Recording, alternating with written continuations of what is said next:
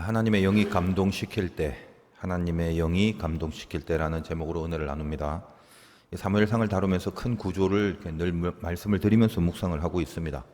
하나님이 왕이어야 할 나라가 그게 이스라엘인데, 백성들은 인간의 왕정 제도를 요구했고 또 하나님이 이를 허락하셨죠. 그리고 사울이라는 인물도 택정을 해 주셨지만 잘 되기를 바라는 그런 마음만 있을 뿐, 실제로 사울이나 이 백성들이 행하는 이런 모습들을 보면 하나님이 우려한 그런 바들이 이제 곳곳에서 드러나는 형국이었다는 겁니다. 바로 그 중간에서 참된 선지자의 사명을 다했던 이 사무엘은 한편에서는 하나님의 명을 따라서 실행을 하고 실천을 해야 되는 그런 사명이 있었지만, 또 내심 정작 하나님의 그 마음과 심정을 알고 있는지라 이모저모 사울과 백성들의 상태를 살펴가면서 이 역사의 진행을 하나님 편에서 드라이브해 나가고 있는 그런 실정이었습니다. 그래서 이제껏 그 사무엘서에 담겨져 있는 메시지들을 일반적으로 교회가 좀 잘 다루어 오지 않았던 그런 맥락에서 제가 설교를 해드렸기 때문에, 이런 흐름이 다시 한번 영적으로 좀 잘 새겨지기 위해서는 제가 한 이 설교들을 그러시는 경우가 거의 없겠지만 여러 번 들으면서 이제껏 좀 막연하게 알아왔던 그 구조가 있어요. 우리 모두에게. 그 막연한 구조를 깨고 뭔가 다시 굳건하게 흔들리지 않는 그런 틀을 사실은 잘 세우셔야만 합니다. 우리 성경이 번역한 그 단어들이나 그 어휘들의 느낌들이 많은 부분에 있어서 그냥 이제 학자들이 공부는 많이 하셨죠. 그런데 어쨌든 자기 생각의 어떤 범주, 자기가 이해하는 영역, 그 안에서 선택을 한 단어들이다 보니까, 여러분이 지금 이제 우리말 성경을 그 글자 그대로 다시 읽으신다면 여전히 이전부터 들어왔고 알아왔던 이제 그런 이해의 차원을 넘어서지 못하게 됩니다. 제가 드리는 설교의 말씀을 들었어도 말입니다. 그래서 제가 전해드린 말씀을 다시 좀 입력을 하고 새기셔서, 비록 이제 우리가 우리말 성경을 가지고 있으니까 이거밖에 없으니까 여러분이 무슨 히브리 원문을 읽겠어요, 무슨 영어 성경을 읽겠어요, 그러진 않잖아요. 다른 번역된 성경은 없고 우리는 우리말 성경만 읽을 수밖에 없으니까 이걸 읽을 수밖에 없지만, 이 글자 자체를 읽는 것보다는 그 전에 설교를 듣고 그리고 이미 그것으로 인하여 영적으로 새겨진 어떤 진리성이 있단 말이에요. 그걸 토대로 해서 이걸 영적으로 읽어 나가실 수 있는 그런 수준이 사실은 되어야 할 것입니다. 왜 이런 이야기를 하나 이제 싶으시겠지만, 저번 시간에 설교를 한 편만 다시 들어보시더라도 오늘 이야기가 제가 말씀드린 것이 무슨 의미인지를 금방 아시게 될 것입니다. 또 저번 시간에 또 무슨 내용을 했는지 복습하려는 유혹이 생기는데 자세한 건 생략하고요. 대강 뭐였죠? 한 주 지났으니까 텀이 좀 있었죠. 미스바에서 사울 왕을 세우는 장면이었습니다. 사울에게서 장차 뭔가 좀 이렇게 부정적일 수 있는 가능성이 있다라는 것을 슬쩍 깊이 통찰해야만 짐작할 수 있게 하는 그런 징표들을 본문의 흐름 속에 예시를 해두고 있었다는 거예요. 미스바라는 장소도 사울을 왕으로 세우는 내용에서, 그래서 모이게 한 이 미스바는 우리가 잘 알고 있는 회개의 장소와 신앙적인 장소인 그 미스바의 개념이 아니라고 그랬죠. 사울을 왕으로 세우기 위해서 다 모여라 했던 이 미스바는 우리가 잘 알다시피 사사기에서 그 레위인의 첩 사건을 배경으로 베냐민 지파를 전부 다 멸절시키기 위해서 전 이스라엘이 베냐민을 죽이기 위해서 모인 장소였다고 그랬습니다. 베냐민 지파 출신이 바로 사울이지 않습니까? 그러니까 베냐민을 죽이기 위하여 모인 장소라는 그 색깔이 사울이 왕이 되는 장소가 아니라, 겉으로는 사울을 왕으로 세운 장소 같지만 사실 그 안에 어떤 예표가 있다는 거예요. 사울의 죽음을 위한 그런 장소로 보여지는 메시지를 같이 전달하게도 되는 겁니다. 물론 사울을 애초부터 평가절하하거나 안 될 사람을 세우는 그런 우를 범한 건 아니죠. 하나님도 사울에게 기대를 합니다. 잘해야죠, 사울이. 그게 하나님이 원하시는 바입니다. 그러나 결국은 우리는 이제 성경을 통해서 저 뒤에까지 다 아니까, 이 성경을 통해서 등장하고 기록된 그런 모든 사건들, 뒤에 있는 사건들, 결국 사울이 말년에 아주 비참한 죽음으로 끝나게 되는데, 그 죽음의 시초와 시작이 바로 여기 미스바였다라는 것을 말하고 있는 그런 숨은 의도가 있다라는 것이었습니다. 그리고 또 어떤 일이 있었죠. 저번 시간 이야기인데 제비뽑기를 하지 않습니까? 그 내용도 마찬가지죠. 이미 하나님이 정한 사울입니다. 그럼 뭘 또 뽑아요? 이미 정했는데 그 이상하잖아요. 그래서 저번 시간에 다 말씀드렸는데 뭐 가물가물하실 수도 있겠죠. 근데 사실 이제 그 여러분이 아무리 기억력이 안 좋으셔도 제가 뭐 그렇게 비난하지 않겠습니다. 저도 똑같아요. 하나님이 저에게 주시는 말씀 빼고는 이제는 뭐 오늘 아침의 일도 다 잊어버리는 그런 수준이 되어버렸습니다. 저도 그 정도인데 뭐 여러분들은 이제 하물며 2주나 지난 그 2주 전의 설교를 어떻게 기억하시겠어요?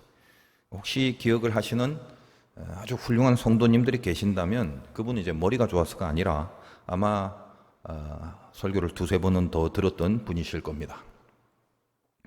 사울 왕을 뽑는 내용을 통해서 그 뽑는 과정이 뭐랬죠? 아간을 뽑는 스타일과 동일하게 진행을 했다고 했죠. 결국 어떤 뉘앙스를 감춰둔 건가요?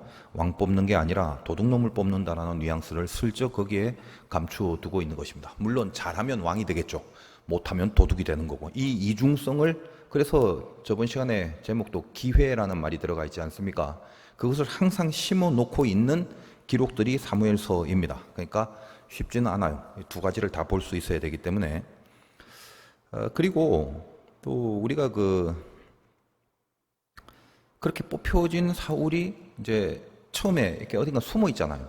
왕으로 뽑혔는데도 숨어 있다. 그 내용을 일반적으로 사울의 겸손을 뜻하는 그런 식으로 받아들입니다만 아간의 사건을 보면 이 아간이라는 도둑을 하나님이 친히 밝혀내듯이 그 숨어 있는 사울도 내용적으로 어때요? 하나님이 친히 찾아내시는 그런 모습으로 기록이 되고 보이시면서 이 아간의 사건과 맥락을 같이 하게 되는 그런 기법으로 기록을 한 것이더라라는 말입니다. 그리고 이제 사무엘이 이 뽑힌 사울 왕을 통해서 어떻게 얘기합니까? 너희는 여호와께서 택하신 왕을 보느냐라고 말하는 10장 24절의 기록인데 그런 표현이 나오지 않습니까? 사무엘이 모든 백성에게 이르되 너희는 여호와께서 택하신 자를 보느냐 모든 백성 중에 짝할 리가 없느니라 하니 모든 백성이 왕의 만세를 외쳐 부르더라. 뭐 굉장히 축하해주는 그런 모습처럼 겉으로는 얼핏 보입니다만 그게 어떤 내용이라고 그랬죠? 봐봐라 지금 이렇게 아간을 뽑듯이 뽑은 이 사람 그러니까 하나님이 택하신 왕이다 이 사람이 너희도 그렇게 생각을 하느냐? 과연 이렇게 아간처럼 뽑힌 이 사람이 하나님이 택한 왕이 맞다는 말이더냐? 너희가 다 그렇게 생각하는 게 타당하냐? 라는 식으로 비아냥거리는 말투라고 그랬습니다. 이 흐름으로 이제 사무엘서를 잘 해석을 하셔야 된다는 거죠. 물론 하나님은 말씀드렸다시피 사울 왕이 잘 되기를 바라시죠. 그리고 그 제도 자체도 이미 허락을 다 하셨잖아요. 그리고 사무엘은 그런 하나님의 뜻이 잘 구현됐으면 좋겠다라는 생각은 하지만 한편으로는 하나님의 걱정이 뭔지 인간의 수준을 잘 알고 있는 하나님의 염려가 뭔지 결국은 패망하게 될 그런 조짐을 알고 있는지라 늘 사무엘은 하나님 편에서 뭐가 더 옳은지 어떤 게 더 맞는 건지 그런 고심들을 하면서 이 역사를 진행해 나가고 있는 중이고요.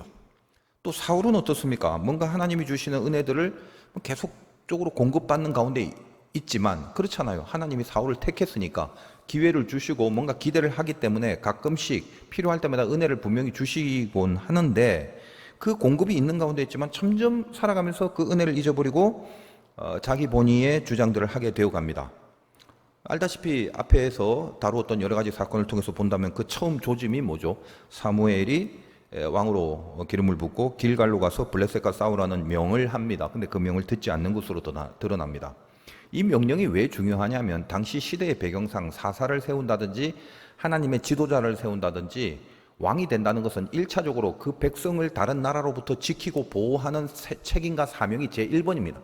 그러니까 그 징조와 증표로 사울이 블레셋과의 싸움에 나가서 처음으로 승리를 하는 것으로 왕의 자리를 굳건히 지켜야 되는 것이 굉장히 중요하다는 겁니다. 그래서 사무엘이 그걸 명령했는데 거기로 가지 않죠. 그리고 어디로 갑니까? 10장 8절 같은데 보니까 너는 나보다 앞서 길갈로 내려가라. 내가 네게로 내려가 번제와 화목제를 드리. 이렇게 길갈로 내려가라고 명을 해놨지 않습니까? 근데 13절에 보니까 10장 13절 사울이 연을 마치고 상당으로 가니라. 이상한 데로 가고 그래요. 말을 따르지 않는 겁니다. 이후 뭔가 계속적으로 점점 불신앙의 모습으로 변해가는 겁니다. 이거 물론 하나님이 예견하신 내용이죠. 이것도 인간이 세운 왕은 그가 왕이 됐다면 정말 왕의 위치에서 왕의 역할을 잘하려면 하나님을 왕으로 모시고 살아가는 그 삶이 되는 것이 가장 왕다운 왕인데 사울은 이 하나님이 왕이라는 개념이 조금씩 사라지고 희미해지고 아예 나중에는 없어져 버리고 결국은 자기가 그 하나님의 자리로 점점 올라와 있으려는 그런 모습으로 변해 간다라는 것을 이미 우리는 이제 뭐 성경 내용을 다 알고 있기 때문에 알고 있지만 차차 이제 사무엘서를 다루고 살펴보면서 이런 내용들이 보여지고 등장하는 그런 것으로 확인이 이제 될 것입니다. 이제껏 사무엘이 이런 그 사울의 상태를 늘 이렇게 예의주시하면서 동시에 또 하나님이 주신 명을 이제 수행해 나가는 그런 그 사이에 갈등과 어려움이 있었다라고 말씀을 드렸습니다. 그래서 처음에는 사무엘이 사울과 단 둘이 있을 때 아예 사환까지 멀리 보내놓고 딱 둘이만 있을 때 기름을 부어 왕을 삼았고 그 후에는 사무엘이 말한 세 가지 징조들을 사울이 직접 겪고 또 그것을 당하면서 이게 이 흐름을 따라 가는구나라는 사무엘의 판단이 있었고 그렇다면 이 흐름을 따라가야겠다. 그래서 그 다음에는 미스바라는 곳에서 공동체 차원에서 다시 사울을 왕으로 세웠고 오늘 11장은 세 번째로 또 한 번 왕을 삼는 내용이 되는 것입니다. 마지막 길갈에서 왕이 세워지는 장면이죠. 이럴 필요가 있을까? 없지요. 없는데 이렇게 세 번씩이나 왕이 세워지는 어떤 그 묘연의 그 메시지와 의도들이 그게 이제 우리가 성경에서 붙들 수 있는 하나의 근거가 되는 것입니다. 메시지를 붙들 수 있는 근거가 토탈 세 번이나 왕으로 세워지는 이런 퍼포먼스를 하게 되는데 오늘 세 번째로 이제 길갈에서 왕으로 세워진 장면이 나옵니다. 뭐 다음 시간에 연결해서 하겠지만 예를 들면 14절과 15절, 11장 14절에서 15절 보면 오늘 사건 다 끝나고 나서 사무엘이 백성에게 이르되 오라 우리가 길갈로 가서 나라를 새롭게 하자. 모든 백성이 길갈로 가서 거기서 여호와 앞에서 사울을 왕으로 삼고 길갈에서 여호와 앞에 화목제를 드리고 사울과 이스라엘 모든 사람이 거기서 크게 기뻐하니라. 주도적으로 사무엘이 이제 마지막 세 번째 길갈이란 곳에서 왕으로 등극을 시키는 그런 장면이다라는 것입니다. 여기서 이제 사무엘은 그렇죠. 앞으로 뭐 사울이 잘하든 못하든 이 백성들이 왕정 제도를 세우면서 잘 살아가든 못 살아든지 간에 결국 사울을 왕으로 등극시키는 이 일에 자기의 역할을 이제 끝내는 겁니다. 그리고 다음 12장에 가서 사무엘은 마지막 고별 설교를 하게 됩니다. 그래서 아까 말씀드린 것 같이 길갈은 처음 사울이 왕이 되고 나서 왕으로서 가장 중요한 임무 중에 하나인 이 전투의 승리를 위해서 길갈로 나가라고 그렇게 말한 그 부분이었는데 처음에 나가지 않았다고 그랬죠. 그리고 나서 블레셋과의 전투에서 싸워 나가서 이겨야 되는데 그걸 안 했기 때문에 오늘은 그 블레셋의 전투가 아니라 암몬이란 족속과의 전투가 발생되는데 바로 그 전쟁에 이제는 사울이 나가서 승리를 하게 되는 내용입니다. 그래서 그 처음에 못했던 부분, 안 했던 부분 전쟁에서 승리해야 되는 그 부분에 대해서 오늘 11장은 그걸 해내므로 블레셋은 아니지만 암몬 족속을 향해서 그걸 해내므로 마지막으로 이제 왕의 자리를 분명히 선포하는 그런 이제 내용으로 11장이 끝나게 되는 것입니다. 그래서 오늘 본문을 이 흐름을 갖고 좀 살펴본다면 1절을 한번 보겠습니다. 암몬 사람 나하스가 올라와서 길르앗 야베스에 맞서 진침해 야베스 모든 사람들이 나하스에 이르되 우리와 언약하자. 그러면 우리가 널 섬기리라 하니. 그래서 이게 좀 입체적인 이해가 좀 필요하죠. 자, 두 가지 나오죠. 암몬 나오고 암몬의 왕이 나하스고 그다음에 길르앗 야베스 이 두 곳이 나옵니다. 무슨 말이냐면 이 암몬이란 지역은 그 신명기 때도 제가 여러 번 말씀드렸습니다만 길르앗 야베스라는 곳과 암몬이란 지역을 조금 이해를 할 필요가 있습니다. 그러니까 요단강을 중심으로 이제 서쪽이 팔레스타인이고 요단 동편이 있었잖아요. 그래서 동편에는 신명기서에서 말씀드렸습니다만 세 지파 루벤, 갓, 므낫셋 반쪽 지파가 요단 동편에 있었죠. 그 요단 동쪽에 있는 지역 중에 갓 지파의 지역이 있는데 그 요단강과 붙어서 갓 지역에 있지만 요단의 오른쪽 특히 강변에 붙어 있는 고기에 길르앗 야베스라는 게 있습니다. 그리고 그 길르앗 야베스에서 조금 더 동쪽으로 여러분 보시기에 조금 더 동쪽으로 가면 여기에 이제 암몬이라는 게 있죠. 그래서 이스라엘 백성들이 요단을 건너갈 때 암몬 모압과의 갈등과 또 그런 싸움들이 있지 않았습니까? 어쨌든 요단을 중심으로 해서 다 동쪽인데 길르앗 야베스는 강에 딱 붙어 있는 데고 그 지역은 갓 지역이고 그것보다 더 오른쪽으로 동쪽으로 암몬이 버티고 있었다. 그러니까 이 뭐라고 해야 되나 그 길르앗 야베스라는 곳과 이 암몬은 이렇게 서로 비슷한 지역에서 같이 이렇게 붙어 있는 멀지 않은 곳에 있다라는 것만 아시면 됩니다. 근데 이 이제 암몬이 와서 이 길르앗 야베스를 치러 온 겁니다. 왜 뜬금없이 이런 일이 발생했느냐, 혹은 11장에서 갑자기 이런 전투의 사건이 왜 기록이 되어 있느냐에 대해서는 이거는 이제 길게 설명하면 굉장히 전문적인 역사 이야기가 되기 때문에 여러분 졸릴 게 뻔합니다. 근데 이게 뜬금없는 건 아니고 이런 거예요. 마치 뭐 독도는 우리 땅이다, 이제 그런 맥락인데, 이 길르앗 야베스가 있는 이 지역에 대해서 오래전부터 이 소유권에 대한 주장들이 있어 왔습니다. 여러분 사사기에 보면 이 길르앗 사람들의 부탁을 받고 그 입다라는 그 홍길동 같은 존재죠.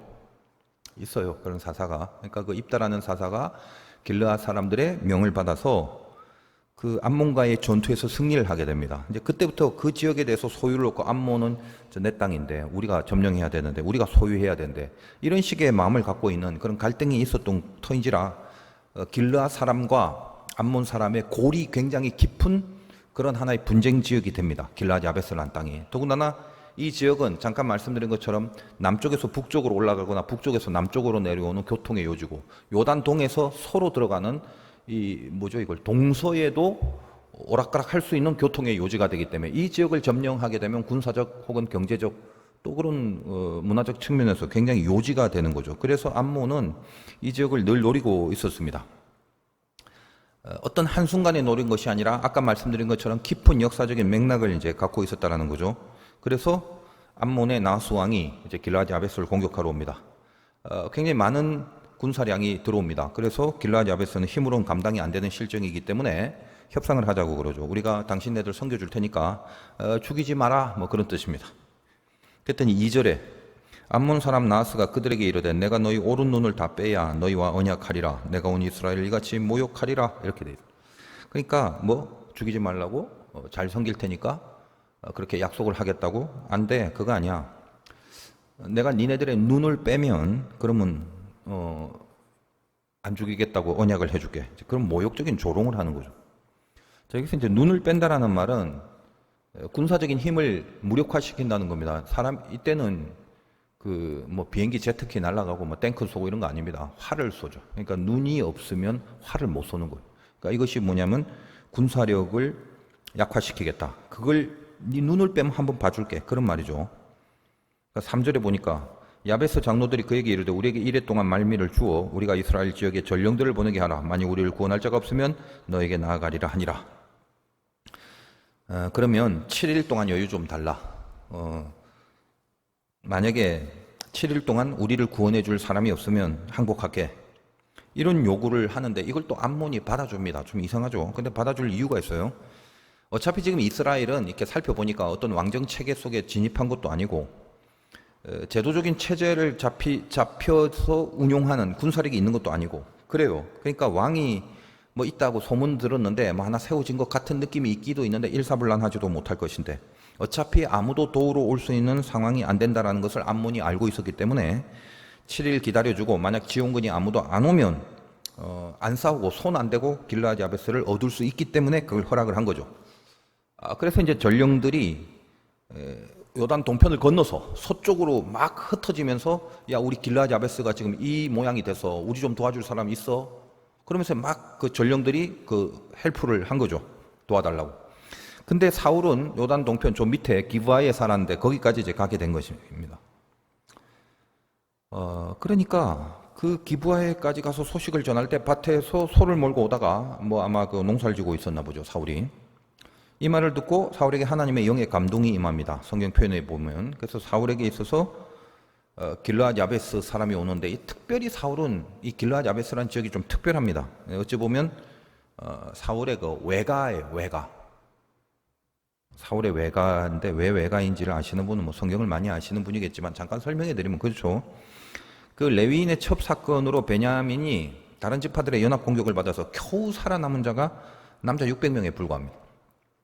근데 이거 다 멸절시키면 그래도 이스라엘은 옛날부터 아브라함 시대부터 야곱의 12아들 이런 구도가 있었는데 이런 구도가 사라져버리기 때문에 이스라엘 안에서도 논의를 했던 적이 있다. 저거 얼마 안 남았네. 저거 멸절시키면 아무리 죽어 마땅한 죄인들이지만 다 멸절시키면 한 지파 사라지면 그거 안 되는 거 아니야? 그래서 그 600명 중에 그 길르앗 야베스라는 곳에서 400명의 부인을 데리고 와서 간신히 베냐민 지파의 멸절을 막게 된 겁니다. 그러니까 베냐민 지파였던 사울은 그쪽이 어디요? 외가죠, 외가. 그리고 길르앗 야베스가 당한 문제에 대해서 이게 가만히 있을 수가 없었던 거죠. 그리고 이제 나중에 뒤에 보면 나옵니다만 사울 왕이 죽을 때 보면 참 비참하게 죽죠. 블레셋이 사울의 그 머리를 빼고 벳산이라는 성벽에 못을 박아 버립니다. 사울도 죽고 사울의 아들도 죽고. 이때 길르앗 야베스 사람들이 밤새도록 달려가서 그 사울의 시체와 사울의 아들들의 시체를 성벽에서 내려서 야베스 자기의 땅으로 가서 거기서 장사를 지내게 됩니다. 성경의 내용이에요. 있는 내용 전부 다. 그래서 그런 식으로 사울과 길르앗 야베스의 관계는 뭔가 남달랐던 것입니다. 그래서 어쩌면 이 사건은 전에 그 사울이 왕이 되었을 때 그걸 하나님이 주시는 명령, 사무엘의 명을 받들어서 이루어내지 못한, 말씀드린 것처럼 일종의 왕으로서의 출정식이 필요한데 그 출정식을 하게 되는 기회가 되었습니다. 그래서 하나님은 이 사울을 기대하는 마음으로 이 왕으로서의 사명을 감당할 수 있는 기회를 줍니다. 그래서 감동으로 하나님의 영이 사울에게 임하게 된 거죠. 사울이 이제 이 사건을 두고 하나님의 영이 그 얘기를 듣고 하나님의 영이 임하였을 때 그 한 결의의 소를 잡았다라고 합니다. 그 내용이 나오죠. 결의라면 한 결이면 두 마리인데 두 마리 소를 잡았다. 그래서 어떻게 합니까? 그 소의 각을 뜨고 그 얘기를 해준 전령들에게 그 토막을 갖고 이스라엘 온 지역에 보내라고 합니다. 왜요?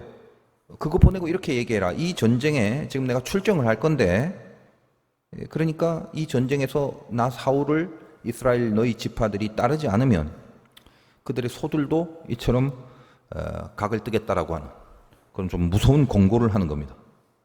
근데 여러분 이 모습을 보면 무슨 생각이 드시나요?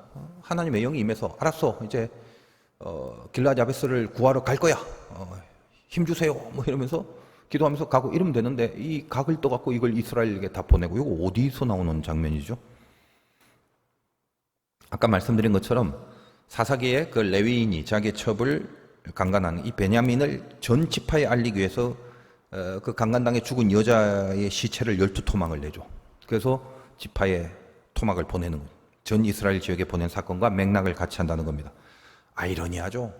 그러니까 사사기에서는 이 베냐민을 멸절하기 위해서 12토막을 전역에 보냈는데, 이제는 베냐민 지파인 사울이 암몬을 멸절하기 위해서 소의 각을 떠서 전역에 보낸다라는 말입니다. 그래서 이 사울의 사건 속에서 면면히 흐르는 것은 이 어떤 선택적인 긴장이 늘 느껴지게 됩니다. 사울에게 하나님이 늘 기회를 주신다는 거. 제가 근래에 들어서 이 사울을 다루면서 설명을 해드렸죠. 하나님은 기대를 하시고 그 기대는 기회를 주시는 것으로 시작해서 그 기회를 잘 사용하여 하나님의 편에 서게 되면 되는 건데, 말씀드린 것처럼 어떨 때는 베냐민의 그 죽어 마땅한 죄인의 모습이 되고 그걸 선택할 수도 있고, 또 어떤 데는 그 베냐민을 멸절시키기 위한 하나의 주체자로서 설 수도 있고, 인생을 살다 보면 그렇게 왔다 갔다 하고 오락가락하는 내용이 우리 인생의 모습인 것처럼 그게 고스란히 반영된 것이 성경이다. 제가 이런 얘기를 늘 드렸죠. 그러니까 우리도 마찬가지 아닙니까? 하나님은 우리에게 기대를 하시고 그 기대를 통해서 기회를 주시고 그 기회를 시작해서 우리가 그 기회를 잘 사용해서 하나님 편에 서게 되면 되는 건데, 그런데 어때요? 가끔은 좋은 쪽으로 가기도 하고 가끔은 나쁜 쪽으로, 마치 우리와 동일하게 어떨 땐 또 잘하다가 어떨 때는 엉망이다가 그렇게 엎치락 뒤치락 하는 것이 부족한 우리들의 모습인데, 사울은 안타깝게도 엎치락 뒤치락은 다 있을 수 있지만 점점 더 어디로가 핵이죠. 우리 인생이 그렇지 않습니까? 늘 하나님이 주시는 기회 안에 살고 그 기회를 그걸 받고 살면서도 점점 하나님과 멀어지는 안타까운 인생이 되었다라는 것입니다. 우리도 마찬가지예요. 수많은 기회 속에서 엎치락 뒤치락하고 잘했다 못했다 합니다. 그런데 이것이 한순간이 아니라 그렇게 나는 점점 어떻게 가느냐 이거예요. 나에게 주신 기회를 점점 하나님과 가까워지는 쪽으로 가느냐, 아니면 보니까 점점 멀어지고 있느냐, 이런 심각한 진단을 내 스스로 해볼 필요가 있다는 거예요. 오늘도 사울에게 그 기회를 또 주시는 거 아니에요? 너는 비록 12지파에 의해서 멸종당해야 될 베냐민 지파였지만 이제는 하나님 나라를 위해서 그 이방의 암몬을 멸절할 수 있는 그런 중심이 되어줄 수 있느냐에 대한 그런 하나님의 요구가 깃들어져 있는 사건이 되는 겁니다. 그래서 하나님의 영이 임하게 되고 그 영이 사울을 감동시키면서 내가 지금 뭘 해야 될지, 그냥 밭에서 소 몰고 감자, 고구마, 옥수수 캐 이런 거 심고 이런 게 아니라 내가 지금 뭘 해야 될지를 알게 되는 겁니다. 그래서 표현을 보면 성령이 이렇게 임하셨다는 것에 대한 티가 나죠. 무슨 티가 납니까? 예를 들면 오늘 7절 중간에 보면 누구든지 나와서 사울과 사무엘을 따르지 아니하면 그의 소들도 이와 같이 하리라. 이렇게. 그렇죠? 그러니까 내 혼자 마음대로 지금 하는 거 아니야. 하나님의 영이 임했다. 고로 하나님의 사람인 사무엘의 이름을 등장시키면서 사무엘을 포함하여 하나님 쪽으로 오지 않으면 안 된다라고 말하는 겁니다. 그러니까 나 개인을 위한 것이 아니라 사울과 사무엘 두 가지를 언급하는 거죠. 그러니까 이것도 상당히 한편으로는 사울이 자기 본의적으로 사는 것보다는 하나님 편을 생각할 줄 알았다라는 것이 하나님의 영이 임한 것에 대한 증거이기도 하지만, 그럼에도 불구하고 또 이런 과정 속에서 항상 인간이 퍼펙트하지 못하니까 성경은 이런 틈새를 이용해서라도 어떤 던지는 메시지의 암시를 그걸 놓치지 않고 있다는 겁니다. 무슨 말이냐면 가급적 사울이 이런 말을 할 때 사울과 사무엘에게라고 하지 말고 솔직히 누구부터 얘기를 해야 돼요? 사무엘 밑에 가야지 지가. 사무엘은 하나님을 대표하는 건데, 그러니까 사무엘을 먼저 언급했다면 제 생각엔 그래요. 누구든지 나와서 사무엘과 나를 따르지 않으면 이렇게 나가야 맞는 건데, 언급을 했다는 것은 신앙적이지만 그 신앙의 급수가, 그 신앙의 영성이 아직은 따라 못 미친다라는 생각을 조금 하게 됩니다. 그리고 이제 이에 이스라엘이 모였는데 8절 보니까 사울이 베색에서 그들의 모인 수를 세어보니 다 쪼르고 왔겠죠. 야, 이거 각던데 이러면 안 되겠다. 야, 가자. 이스라엘 자손이 30만 명이고 유다 사람은 3만 명이라 이렇게 표현되어 있습니다. 그러니까 합치면 33만 명인데 그냥 33만 명이 모이면 되죠. 그렇게 표현하면 돼요. 여기 또 살짝 틈새 메시지를 주고 있죠. 왜 하필 유다만 따로 3만이라고 하는 겁니까? 유다 지파에서 다윗이 나오지 않습니까? 앞에서 다뤘죠.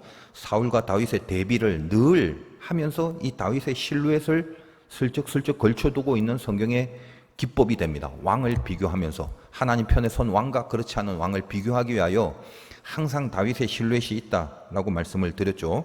하여간 이 전투에서 사울을 중심으로 결국 암몬을 멸절시키고 대승을 거두게 됩니다. 그리고 이제 다음 시간에 이 승리의 사건을 근거로 하여 길갈에서 마지막으로 드디어 이제 마지막 공적인 그 왕의 자리에 세움을 받게 되는 사건으로 연결이 되는 것입니다.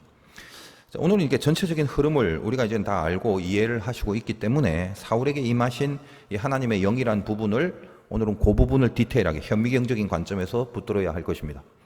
6절을 다시 한번 본다면 오늘 여러분이 붙잡고 기도하시기 바라요. 사울이 이 말을 들을 때 하나님의 영에 크게 감동되매 그의 노가 크게 일어나. 영에게 크게 감동되매라는 구절, 이걸 좀 풀었으면 하나님의 영이 크게 감동을 시켰다라는 말입니다. 하나님의 영이 누구를? 사울을 크게 감동을 시켰다. 그래서 여기서 영이라는 말은 히브리 말로 루아흐인데 많이 들어봤죠. 루아흐, 숨 혹은 바람, 영, 이제 그런 뜻입니다만 이 단어에 대한 연구들이 워낙에 많아서 많은 의견들이 있습니다. 그런데 그 제일 중요한 핵심만 알면 되거든요. 핵심을 좀 말해주진 않죠. 근데 핵심이 뭐냐면요, 하나님 안 보이잖아요. 그러니까 만질 수 있는 분이 아닙니다.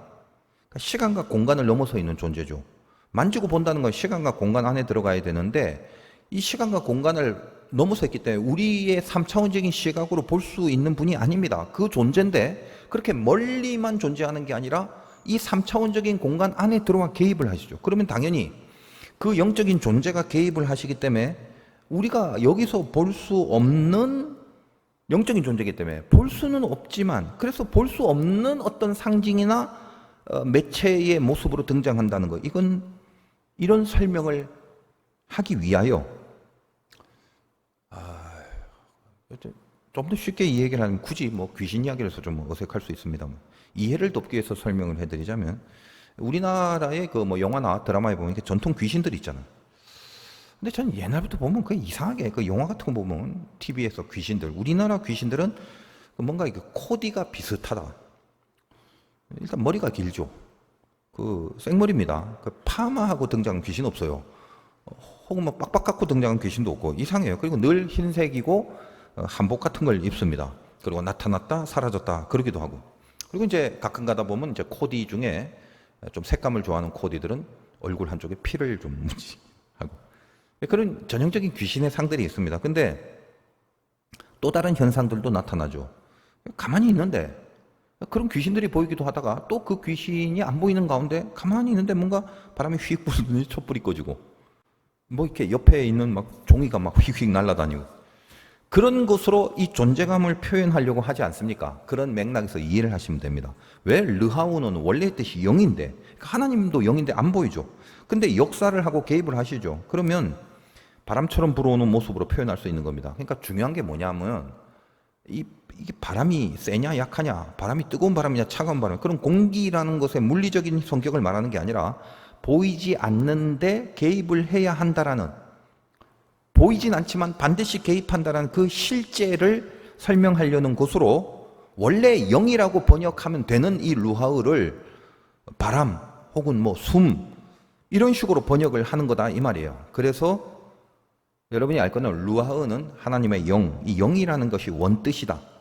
여러분 창세기 1장에서 하나님의 신이 수면을 운행하신다 할 때 그 신, 그것이 루하우 그겁니다. 그러니까 영이란 뜻이죠. 하나님 자신을 말한다 라는 식으로 이해를 하시면 되는 겁니다. 그러니까 아까 지금 6절은 하나님의 영에게 크게 감동됨에, 다시 보면 크게 감동됨에, 이제 그 부분에 수동태를 풀어서 쓰면 감동되니까 수동태인데, 하나님의 영이 주어가 되면 크게 감동을 시켰다 그런 말이죠. 그럼 하나님의 영, 방금 말씀드린 루아흐가 사울을 크게 감동시켰다라는 말입니다.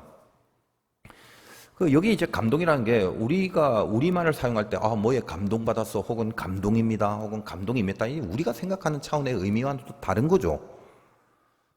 그러니까 여기 하나님의 영인 루하흐가 사울을 크게 감동시켰다는 말이, 감동이라는 히브리 원어가 이제 찰라흐입니다. 여러분 제가 설교를 많이 했기 때문에 익숙하신 분이 많을 거예요. 많이 들어본 단어죠.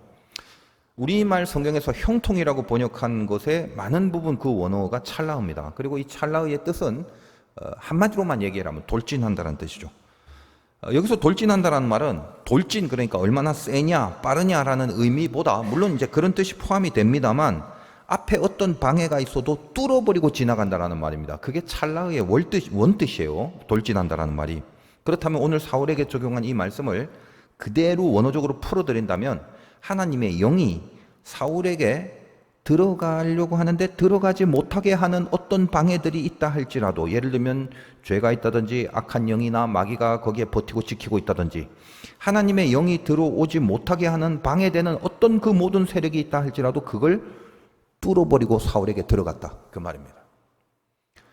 여러분의 모든 기도가 하나님의 영이 여러분을 뚫고 들어와야 되는 거예요. 그게 감동이에요. 여러분은 그것을 위해서 기도하고, 기도는 그 능력을 우리에게 주는 것입니다. 하나님의 영이 들어오는데 이걸 막을 방해는 나에게 하나도 없어요. 그런 사람은 없습니다. 다 겹겹이 진치고 있는 악한 것들의 방해가 있는 거죠. 좋은 것을 들어오는데 악한 게 그걸 막아야지, 어서 옵시오 하고 서빙하고 있는 악한 게 어디 있어요? 전부 다 앞에서 막고 있는 거지. 그러니까 영의 감동이 임하는 거예요. 기도는 그걸 뚫고 우리에게 들어오는 이 감동이 임해야 되는 것으로 지금 메시지를 주시고 있다는 거예요.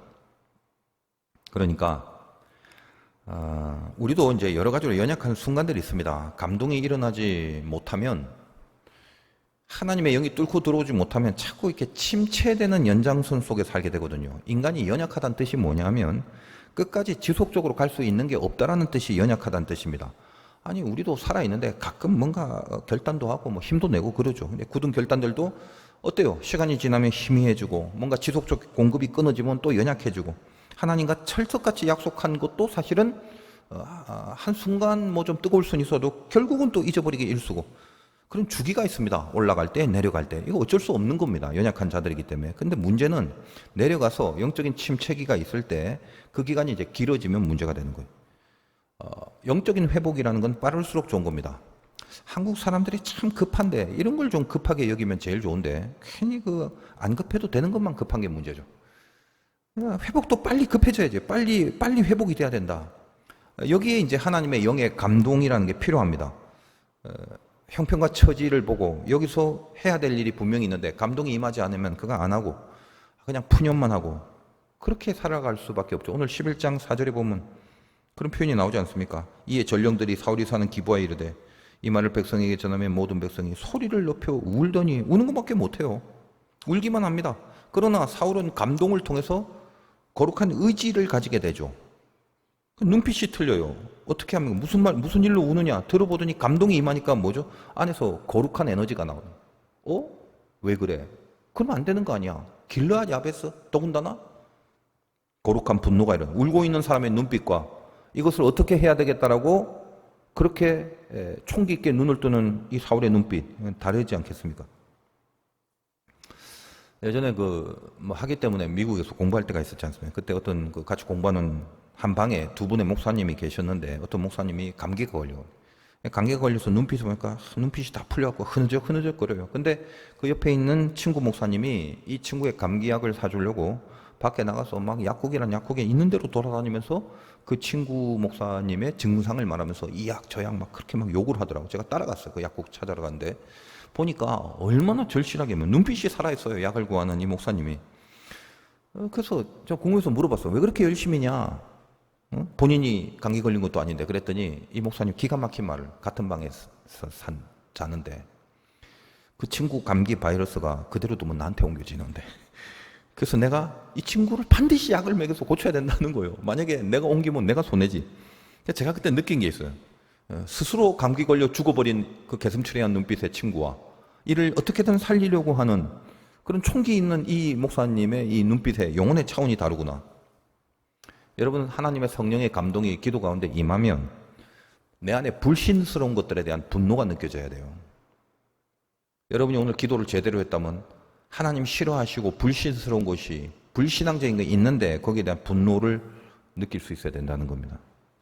방치하고 있잖아요, 그거를. 근데 방치하고 있는 것에 대해서 아무런 분노도 없이 오랜 시간을 가버립니다. 그게 끝난 거예요, 그러면.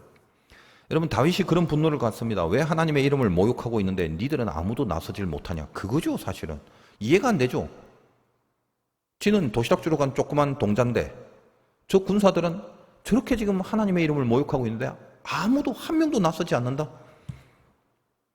거기서 분노가 일어나면 그냥 혼자 나갑니다. 돌멩이 들고 그냥 뛰어갑니다.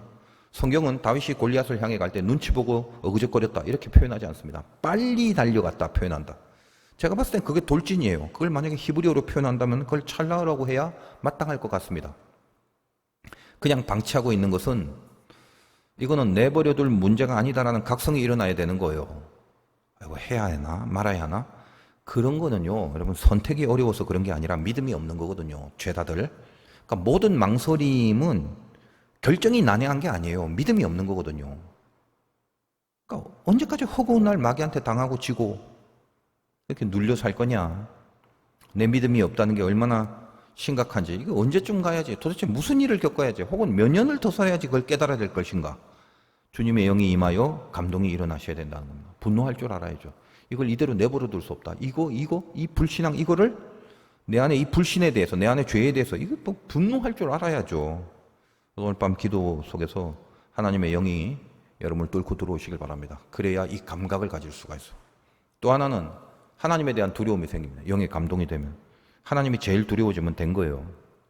근데 그렇지 않죠. 세상이 두렵고 돈이 두렵고 사람이 두렵고 알량한 내 지위와 그 아무것도 아닌 내 체면, 그 누가 그 챙겨주지도 않고 우러러보지도 않는 그 위치, 그것만 죄다 두려워하다가 그거라도 혹시 잃어버릴까 그렇게 두려워하다가 하나님이 제일 두려우게 느껴지고 그렇게 살아야 될 인생이 전혀 하나님을 두려워하지 않게 되는 거예요.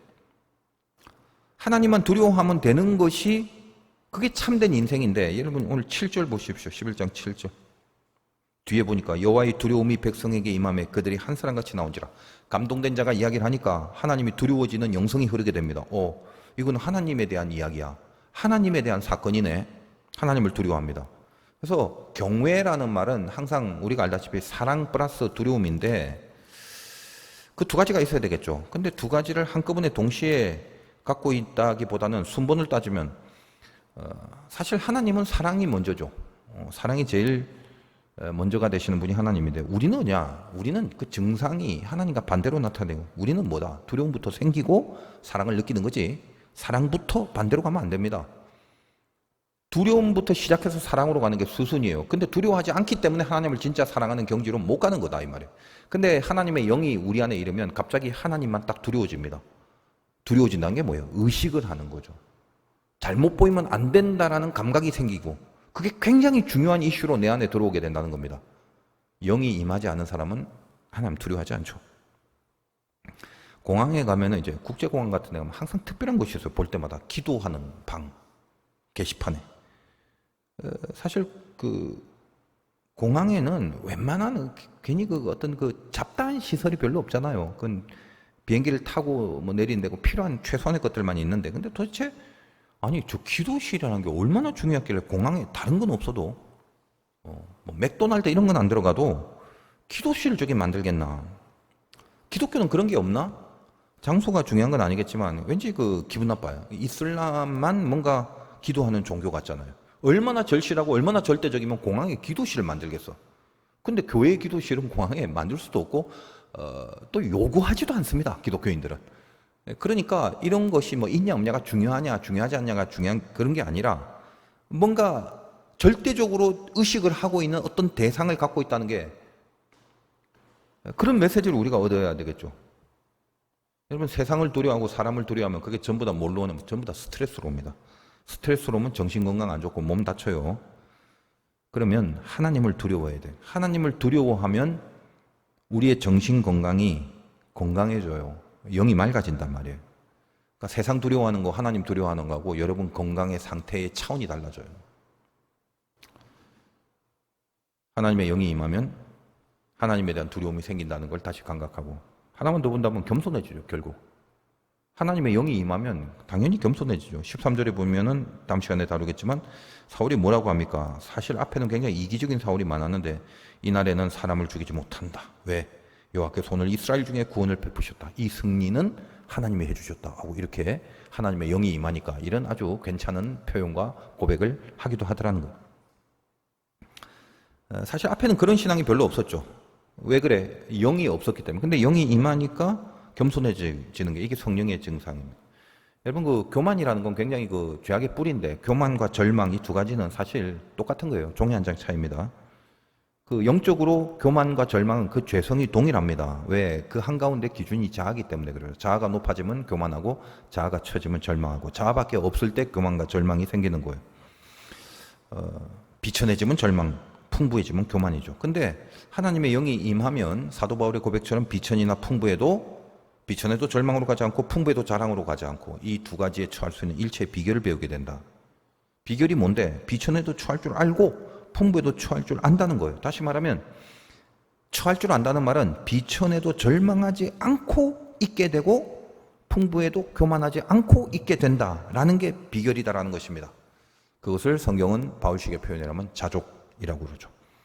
사람이 그러면 자족하지 못하는 경우 두 가지입니다. 교만하거나 절망하거나 이러면 자족이 안 되는 거죠. 그런데 자족이라는 것은 어떻게 그러면 가능하냐? 능력 주신 자 가운데서 즉 하나님 안에서만 이 자족이 가능하다. 다시 말해서 교만하거나 절망하지 않게 된다. 하나님 안에서. 풍부한데도 교만 안 해? 안 합니다. 비천한데도 절망 안 해? 안 합니다. 비천이냐 풍부냐 어디라도 하나님 안에서 교만과 절망으로 가지 않는 존재가 되는 거. 이것이 능력 주신 자 가운데 살아가는 일체의 비결이고 자족이라고 그런다 이 말이에요. 이 자족이란 말은 세상적으로도 가치가 있는 말이죠. 뭔가 욕심 비우고 마음을 내려놓고 조그만 것에서 스스로 만족할 줄 아는 그런 수양 차원에서의 도를 말하는 게 아닙니다. 이 자족의 헬라어는 아우토아르케라고 그러는데 아우토아르케라고 그래요. 아우토라는 말은 자체, 우리가 오토매틱 하잖아. 그러니까 자체, 자동. 그리고 아르케는 본질입니다. 그러니까 이 자족의 원래 헬라어의 뜻은 본질 자체란 말이에요. 그 본질 자체가 누구예요? 본질 자체, 하나님밖에 없죠. 스스로 있는 자라는 거. 결국 뭐냐면 자족이란 말은 이꼴 하나님이다 이 말이에요. 내가 인생에 있어서 하나님이 있냐 없냐의 문제로 자족이 있냐 없냐를 따지는 거예요. 그러니까 하나님 없이는 그 어떤 조건이 되더라도 자족과는 상관이 없습니다. 그런데 자족을 할 수 있는 것은 자족 자체가 그 하나님이 있냐 없냐로 결정되는 거다 이라는 거예요. 다른 것이 풍부하냐 모자라냐 그런 개념으로 따지는 게 아닙니다. 그 하나님 앞에서 모든 것을 구하게 되는 그 자가 결국 겸손한 자가 되는 거죠. 여러분에게 만약에 이 하나님의 영이 임하지 않으면 여러분 살다 보면 지금까지 말씀드린 것에는 반대 성향이 드러나죠. 그러면 나는 하나님의 감동이 많이 떨어졌구나 스스로 진단하라는 거예요. 뭐요? 불신앙적인 것이 갑자기 좋아지고 서서히 그게 땡겨지기 시작할 때 그 영의 감동이 떠난 거지. 그리고 하나님은 전혀 안 두려워지고 함부로 말하고 함부로 선택하고 함부로 결단하고 그래도 이상하게 하나님이 두렵지 않고 의식이 안 되고 있는 그러면서 세상이 두렵고 저 사람이 나한테 뭘 말할까 어떻게 평가할까 이것만 자꾸 두려워지는 이렇게 되면 하나님의 영이 이미 많이 떠나가 있다 진단하시고, 그리고 바짝 교만하거나 혹은 폭삭 절망하거나 거기에 갇혀서 늘 불만 가운데 살아가고 있다면 하나님의 영의 감동이 사라지는 거죠. 많은 부분 그럴 수 있는 여지가 우리에게 있죠. 우리는 연약한 사람이니까. 오늘 기도 중에 오늘 이 말씀 하나님의 영의 감동이 일어나게 해달라고, 내 안에 돌진해서 돌아오는, 뚫고 내 안에 들어오는 하나님의 영을 구할 수 있는 기도가 있기를 바랍니다. 기도하겠습니다.